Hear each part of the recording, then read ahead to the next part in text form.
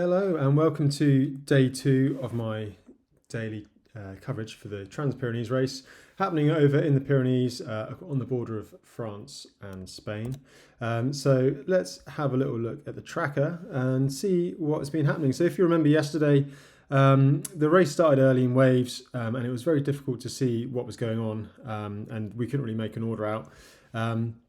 But yeah, the riders passed through the first checkpoint, which is a passive one, so they didn't have to stop and get a stamp. They just had to make sure they passed through yesterday. So the leaderboard at the moment, basically, if we go on the leaderboard here on Follow My Challenge, it puts the order as at the last as it was at the last checkpoint. So Adam Bielek, I believe he's done some fairly solid, decent rides at the Transcontinental race over the past few years. He got there first.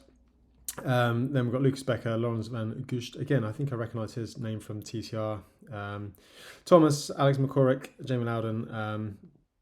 So yeah, we're getting some kind of structure to the race now. So riders did their first crossing of the mountain range yesterday on the first. The first parcour ended over here. Let me go on ridewithgps. Bit clearer. So if you remember yesterday, I talked about it, and it's free route. So a lot of riders were able to choose their way over the mountains. But most riders will end up going through Jaca, or ended up going through Jaca on their way to Anissa for the checkpoint. And then there's a couple of routes that they could take on their way back. So just as a reminder, these are the control points. The little brown markings there. Second one in Orsat, a place I know fairly well from the further races. And there's a couple of options to get there. So I've routed over this pass here. There's a bit of a hiker bike over a tunnel. You could go hiking over a couple of old smugglers' routes across the mountains here, or go into Andorra, take the road up and over and round, and then you probably have to revert back that way after the Orsat checkpoint. So let's have a little look. Basically, I've highlighted, so the leaderboard obviously was from last night. People have stopped, so it's not quite as accurate or relevant this morning, but Adam Bielek is still leading, and you can see here he's taken the Andorra route. So he went through he went basically out the mountains, took the flatter route, and then has climbed back up into Andorra. So he's gone longer and flatter and probably faster average speed. Climbed up on the road. This is a long, fast descent back down. Fairly big road as well, so he can carry lots of speed. So he's going to be reaching the CP2 in first position. It looks like he might have already got there. Has he got there? Yeah, it looks like he might have been there and looped back again now. But I suspect he's going to go back exactly the same way. Again, a long climb up here, fairly big wide road, and you can get a nice steady rhythm and head back through Andorra and then onto the parcour 3. There are some other routes out of here. So you can see Lucas Becker, he's currently it was in second last night. It looks like he's probably dropped back a little bit now, taking into account the descent. So Nahuel is apologies, my pronunciation looks like it's in third. So Lucas has taken the a hiker bike option. Now I believe if it's the one I think it is, there's a dirt track down the other side, so it's quite a steep hike up. And then you can see just here there's a bit of a dirt road, which you can then kind of run down fairly easily. But again, it's going to be slower and possibly more taxing on the body.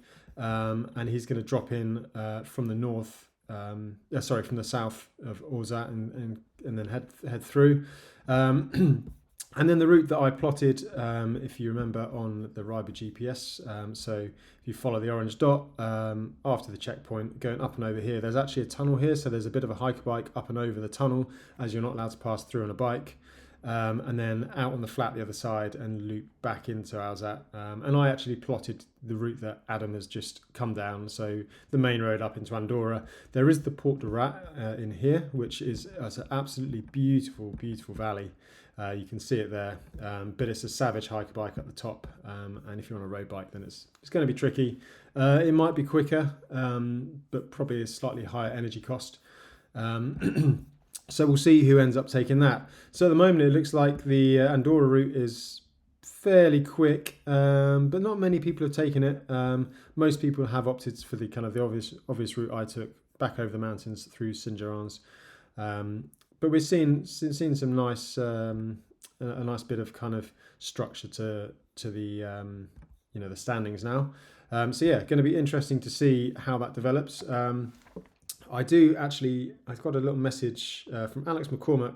So let me play that to you. It's on my phone, so you should be able to hear it okay. So he was running into 5th place in the checkpoint yesterday, but he was actually he won further Pyrenees further back earlier in the year in August, which is there's a lot of hike bike on it, but he'll know the area well. So let's hear what he had to say. Hey Josh, hopefully you can hear this. But yeah, as requested, quick little update on day 1. Start was good in waves, which makes the dot watching a bit tricky. So it's sort of hard to tell position, but yeah, I think I'm kicking around just around 5th-ish, which is I'm happy with. Route's been good, real steep climb on the parkour one. Been a hot day, but good tailwind in the valley.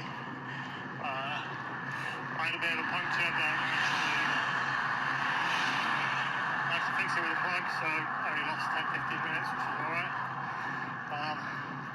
But yeah, I just got through checkpoint 1, and now I'm pushing on east, and it's interesting to see where the others are.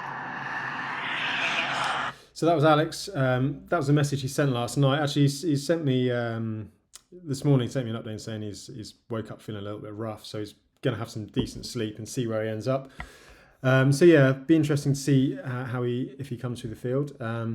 So that is an update of the race at the moment. Obviously, he's going to develop further through the day. Plenty of climbing and route options. So it'd be interesting to see what people do. I suspect most people are going to take the Andorra route round rather than the Port de Rat, but there'll be 1 or 2 for sure.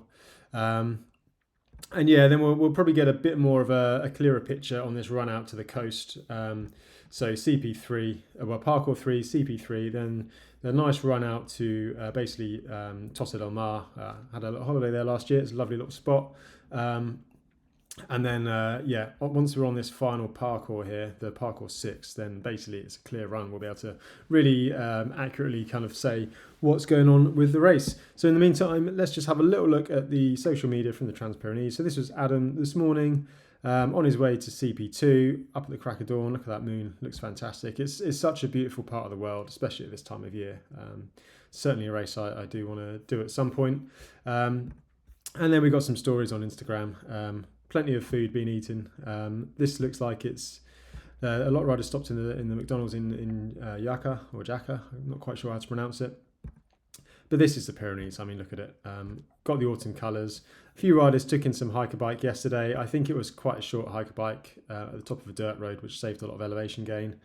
But still looks pretty warm. So punches. I mean, the roads aren't. It's not like the Alps. The Alps are really kind of quite the roads are quite big, well maintained, and Pyrenees they're basically country lanes up a mountain. So yeah, pretty cool. This is a nice little video. You can see this is what they're dealing with. Just absolutely stunning. It's beautiful when it's blue skies like that, but it can change on a dime. So yeah, if the weather does change, then that'd be interesting to see. So that's all I've got for today. I'll be back. It'll be tomorrow evening now, but hopefully we'll have a really clear-cut leaderboard. We'll see all the route choices through Andorra, see if anyone took over the Port de Rat, which will be very interesting if they did. And yeah, catch you all tomorrow. Thanks for watching.